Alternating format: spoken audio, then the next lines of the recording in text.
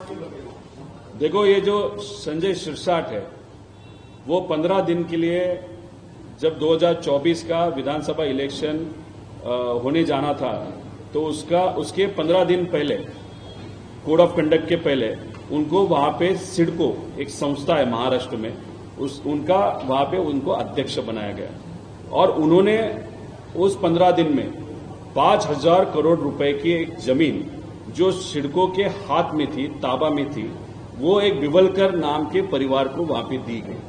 बिवलकर ये जो परिवार है वो बहुत सालों पहले ब्रिटिश जो थे उनके साथ मिलके मराठा साम्राज्य और उसी के साथ ये जो अपनी मायभूमि है, देश है, उसके विरोध में उन्होंने ब्रिटिशर को मदद की थी। वहां पे 4,000 एकड़ जमीन मिली थी, उसका थोड़ा सा हिस्सा अगर जो देखो बाद में वो जमीन सरकार के हाथ में गई थी, लेकिन अभी ये जो सिरसाट है उन्होंने वो सरकार के हाथ की जमीन ये बिवलकर परिवार को वहां पे दी। 5,000 करोड़ की जमीन थी। शायद सिरसाट को उसमें से कुछ 10% और उनका जो पार्टी है शिंदे साहब का पार्टी है उसको 10%, ऐसा 20%, मतलब 1,000 करोड़ रुपए ये शिंदे साहब को और सिरसाट को इस डील के माध्यम से वहां पे गए हैं, ऐसा हम सबका कहना है। सुप्रीम कोर्ट का एक निर्णय है जहां पे ये जो जमीन है ये जमीन वहां पे जो सरकार की जमीन है, फॉरेस्ट की जमीन है और वहां पे कोई बिल्डर या कोई भी व्यक्ति प्राइवेटली वहां पे अगर उसका कब्जा है तो सुप्रीम कोर्ट ने कुछ महीने पहले निर्णय दिया कि इस पूरी जमीन सरकार ने अपने ताबा में लेनी चाहिए।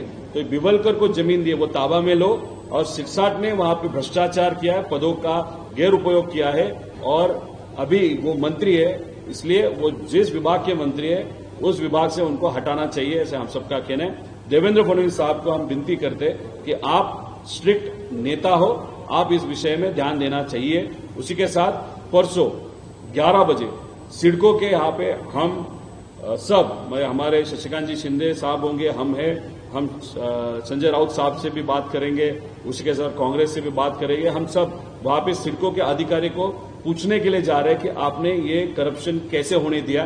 वहां पे जाके वो क्या बोलते हैं वो देखना पड़ेगा। 100% उन्होंने राजीनामा देना ही चाहिए। उन्होंने उस वक्त उनके ऑफिस का, उनके पद का इस्तेमाल करके वहां पे भ्रष्टाचार किया 5,000 करोड़ का। अभी उनको अगर समाज कल्याण के मंत्री वहां पे बनाए, वहां पे भी वो भ्रष्टाचार कर सकते हैं, ऐसा हम सबका कहना है।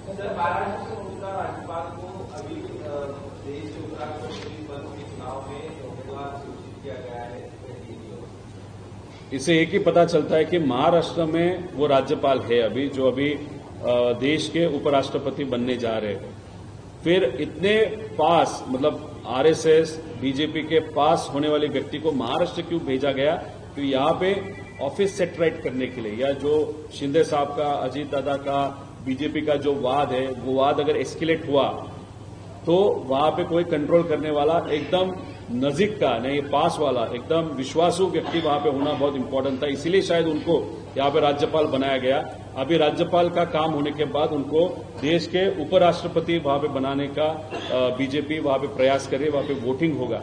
इससे दूसरी बात एक है कि शायद वोटों के या आंकड़ों के दम पे वो उपराष्ट्रपति बन भी जाएंगे, लेकिन उन्होंने एक बार पूछना चाहिए कि धनखड़ साहब कहाँ पे, उनको कहाँ पे रखा गया है, वो नजर कैद में है क्या, वो मीडिया के सामने क्यों नहीं आ रहे? क्योंकि धनखड़ साहब ने विरोधी पक्ष को वहां पे सपोर्ट किया था, एक उनका प्रस्ताव एक्सेप्ट किया था सरकार के खिलाफ, इसलिए वो सरकार के नेताओं को अच्छा नहीं लगा, इसके लिए उन पे कार्रवाई हुए, उनको वहां पे राजीनामा देना पड़ा। अभी धनखड़ साहब है कहां पे, मीडिया के सामने वो आएंगे क्या? और ये जो नए उपराष्ट्रपति बनने जा रहे हैं या राष्ट्रपति जो भी होते हैं, उनका एक ही काम होता है कि वहां पे पॉलिटिकल प्रेशर में न आते हुए लोगों के हित का निर्णय वहां पे लेना चाहिए। इसलिए जो नए उपराष्ट्रपति बनने वाले हैं वो क्या भूमिका लेंगे वो आगे जाके हम देखेंगे, लेकिन धनखड़ साहब कहां पे, मीडिया के सामने कब आएंगे, उसकी हम सब वेट कर रहे हैं।